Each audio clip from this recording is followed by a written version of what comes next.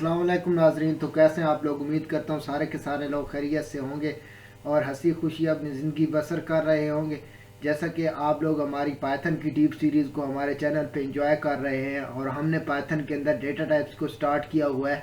तो आज जो हम पाइथन के अंदर डेटा टाइप्स को डिस्कस करेंगे वो है सेट डेटा टाइप्स। ठीक है, मैंने इंट्रोडक्टरी पार्ट में आपको सेट्स के बारे में थोड़ा सा बताया था, बट आज इसके बारे में हम कंप्लीटली जानेंगे और इम्पोर्टेंट पॉइंट्स को भी एंड पे डिस्कस करेंगे। ठीक है, तो अभी मैं जो है वो सबसे पहले खोल लेता हूँ इसका स्लाइड व्यू। ठीक है, तो स्लाइड व्यू पे जाते हैं और यहाँ पे जो है मैं इसको देख लेते हैं। ठीक है, सबसे पहले मैंने आपको बताया था कि सेट डेटा टाइप्स ऐसी चीज़ें होती हैं जो कलेक्शन ऑफ यूनिक एलिमेंट्स होता है। जैसा आप मैथमेटिक्स में सेट पढ़ते हैं, ये वही वाला सेट है। ठीक है, तो जैसे सेट के अंदर यूनिक एलिमेंट्स होते हैं, करली ब्रेसेस के अंदर स्टोर किए होते हैं, ऐसे ही पाइथन के अंदर एक अलहदा से डेटा टाइप पाई जाती है जिसको कहते हैं सेट डेटा टाइप।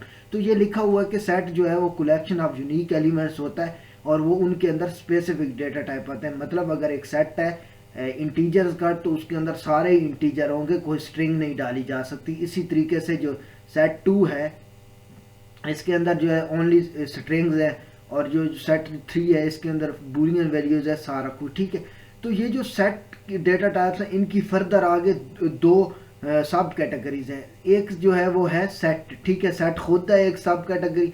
तो सेट जो है वो एक यूनिक एलिमेंट्स का कलेक्शन होता है और इसके अंदर कोई भी एलिमेंट रिपीटेटिव नहीं होता। ठीक है, तो ये नीचे एग्जांपल लिखी हुई है, मैं अभी आपको अपने कोड के अंदर ये करके भी दिखा दूंगा। ठीक है, आगे जाते अब जो दूसरी डेटा टाइप आती है सेट्स के अंदर वो है फ्रोजन सेट। ठीक है, फ्रोजन सेट जो होता है वो एक इम्यूटेबल सेट होता है। ठीक है, सेट वैसे भी इम्यूटेबल होता है, बट ये फ्रोजन सेट जो है ना, ये एक अलग डेटा टाइप भी मानी जाती है, लेकिन ये यूज एज अ फंक्शन किया जाता है। ठीक है, तो जब भी अब अगर हम एक फ्रोजन सेट बनाते हैं तो हमें फ्रोजन सेट साथ में लिखना पड़ता है, यहाँ पे जैसे लिखा हुआ है। ठीक है, हालांकि जब हम सिंपल सेट बनाते हैं तो वो सिंपली हो जाता है। ठीक है, बन जाता है जैसा कि हम नॉर्मल वे में बना लेते हैं, लिस्ट और टप्पल। इसी तरीके से सेट भी हम बना लेते हैं, बट फ्रोजन सेट बनाने के लिए हमें फ्रोजन सेट फंक्शन को यूज करना पड़ता है, फिर इसकी डेटा टाइप जो है वो फ्रोजन सेट बन जाती है। तो फ्रोजन सेट एक डेटा टाइप भी है और एज अ फंक्शन भी वर्क करता है। ठीक है, अब यहाँ पे जो है ना मैंने कुछ इंपॉर्टेंट बातें लिखी हुई हैं सेट डेटा टाइप के मतलब। ठीक है, सेट डेटा टाइप के मतलब ये बातें लिखी हुई हैं कि जो सेट होता है वो इम्यूटेबल होता है, चाहे फ्रोजन सेट हो या सेट हो। सेट के एलिमेंट्स को आप चेंज नहीं कर सकते। जब आपने एलिमेंट डाल दी, आप किसी जगह पे न्यू एलिमेंट डाल ही नहीं सकते। क्यों? क्योंकि सेट में कोई इंडेक्सिंग होती नहीं है। ये नहीं कह सकते जैसे लिस्ट और टप्पल के अंदर एक इंडेक्स था कि एक स्पेसिफिक जो क्या था नंबर था या कोई भी वैल्यू थी, उसकी एक पोजीशन या लोकेशन थी, इंडेक्स था उसका। इस तरीके से सेट के अंदर वैल्यूज का इंडेक्स नहीं होता। ठीक है, और कोई भी ऑर्डर नहीं होता एलिमेंट्स का। वही बात है कि इंडेक्स नहीं होता, ऑर्डर भी नहीं होता, इंडेक्स भी। ऑर्डर का मतलब ये है कि आप एलिमेंट्स को ये नहीं कह सकते ये पहले नंबर पे है, ये दूसरे नंबर पे है, या ये 0 नंबर पे, ऐसे वैसा कोई नहीं होता। और सेट के अंदर आप जो है वो ऐसे कह सकते हैं कि डाल एंड डमी वैल्यूज भी डाल सकते हैं, बट एक ही डेटा टाइप की होनी चाहिए। ठीक है, और जो है सेट के अंदर अगर डुप्लीकेट वैल्यू डाल भी देंगे ना आप, वो जब कंसोल के अंदर प्रिंट करेंगे तो वो डुप्लीकेट वैल्यू इग्नोर हो जाएगी। ठीक है, मैं इसको ना एग्जिट कर देता हूँ। ठीक है, और अब हम अपने जो है वो प्रैक्टिकल पार्ट की जानिब बढ़ते हैं। ठीक है, मैं ये यहाँ पे ना नई फाइल बनाऊंगा जिसका नाम लिखूंगा set डॉट पाई। ठीक है, यहाँ पे मैंने set डॉट पाई नाम से एक फाइल बनाई। मैं इसको बंद कर देता हूँ, अच्छे तरीके से नजर आएगा आप लोगों को। ठीक है, और यहाँ से क्या करता हूँ, मैं अपने जो कोड को है वो वहाँ से कॉपी करके यहाँ पे ले आता हूँ। ठीक है, और ये आई मेरी सारी की सारी चीज़ें कॉपी होके कंट्रोल C से कॉपी किया मैंने, और यहाँ से मैं कंट्रोल V के साथ इसको पेस्ट कर दूंगा। ठीक है, और ये जो मैंने कहा था कि ये जो है इन्वर्टेड कॉमास हमेशा मसला बनाते हैं हमारे कोड के अंदर।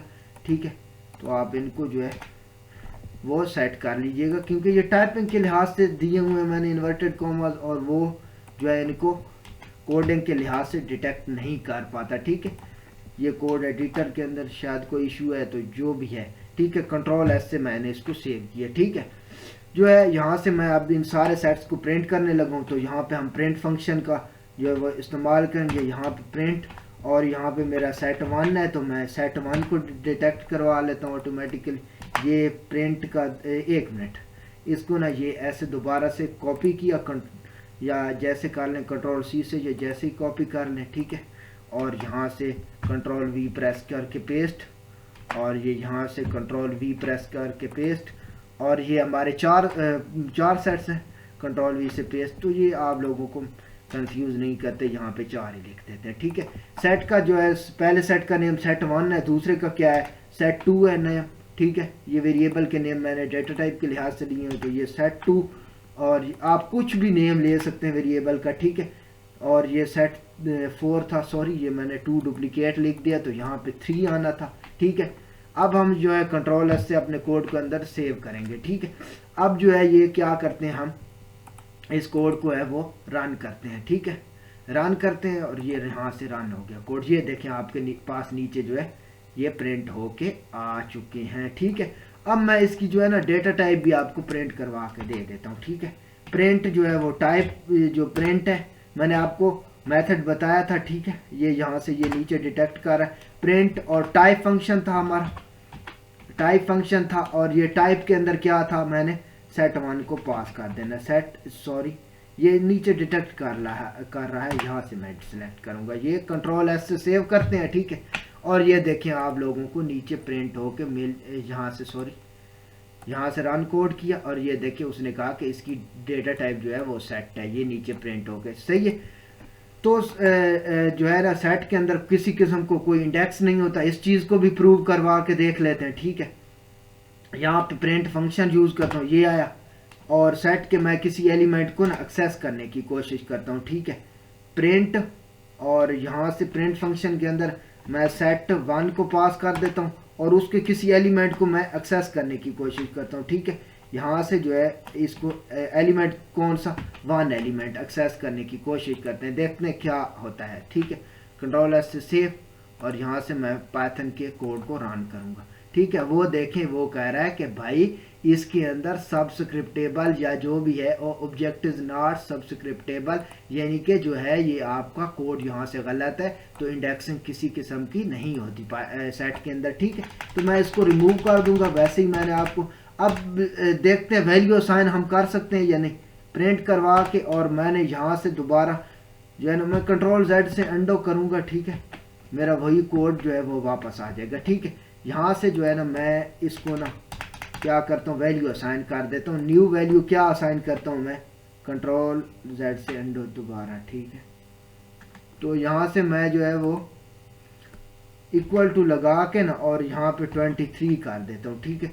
और कंट्रोल एस से इसको सेव करूँगा, ठीक है। अब दोबारा सेट 1 को प्रिंट करते हैं, ठीक है, प्रिंट करते हैं, ठीक है। यहाँ से प्रिंट किया, और यहाँ से सेट 1 को पास कर दो, ठीक है। सेट 1 ये आ गया, तो ऑटोमेटिकली डिटेक्टेबल है ये, कंट्रोल एस से सेव किया, और ये यहाँ से जो है रन कोड, ठीक है। और ये देखें उसने कहा कि set does not support item assignment, यानी आप वैल्यू असाइन नहीं कर सकते सेट के अंदर, ओके। तो ये था जी हमारा कोड। अब हमने सारी चीज़ों को प्रूव कर दिया है, ठीक है। और मैंने कहा था कि सेट डुप्लीकेट एलिमेंट को कंसोल के अंदर कभी भी प्रिंट कर, यहाँ पे 8 और डुप्लीकेट 6 और 7 और फिर 7 फिर 9 डाल दो, ठीक है। अब देखते हैं ये क्या प्रिंट करते हैं, कंट्रोल एस से सेव करूंगा, ठीक है। और यहाँ से क्या करते हैं, हम इस कोड को रन करते हैं, ठीक है, रन कोड, ठीक है। और ये देखिए उसने ये क्या किया, जो डुप्लीकेट एलिमेंट थे उनको स्किप कर दिया, और उसने क्या किया सीधे सीधे एलिमेंट्स नीचे प्रिंट करके दे दिए। ये देखें उसने जो डुप्लीकेट थे उनको इग्नोर किया है, ठीक है। तो ये थे जी हमारे सेट पाइथन के अंदर। उम्मीद करता हूँ आप लोगों को वीडियो अच्छी लगी होगी, तो वीडियो को लाइक करें, दोस्तों के साथ शेयर करें, चैनल को सब्सक्राइब करें, ठीक है। नॉलेज की चीज़ें दूसरों के साथ लाजमी शेयर करें। तो मिलते हैं नेक्स्ट वीडियो में, आज के लिए इतना ही काफ़ी। अल्लाह हाफिज़।